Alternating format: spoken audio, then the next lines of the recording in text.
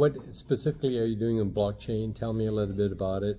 First of all, if you're talking to somebody that doesn't know about blockchain, what would you tell them? So we're a venture capital firm, and I think what venture really is focused on is trying to accelerate entrepreneurialism.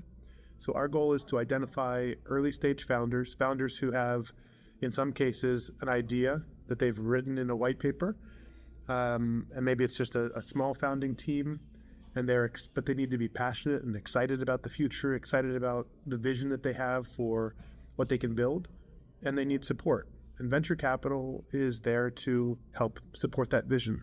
And so for us, it's really about building the future and finding ways to invest in that future and help accelerate growth. Blockchain is in many ways the next iteration of the internet. So for people who, we talk a lot about, we take for granted a lot of aspects of the internet. We take for granted things like email, but no one really writes handwritten letters anymore. It's a shame. We should maybe spend more time doing handwritten notes. There's an art and something beautiful about that.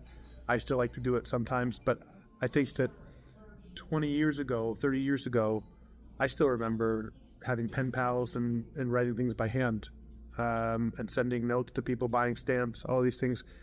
But that has largely fallen away, and everyone takes for granted the fact that you can not only send email, but you can text people immediately. You can send a text and people receive the communication immediately. That immediacy of communication was something that we couldn't have fathomed 25 years ago. And so I think when the internet was being created, people didn't understand all the applications. They didn't understand what it would do to change our lives. And blockchain is very similar. So one other way to think about it is that when we think about it as the next iteration of the internet, we think about it as the own iteration of the internet.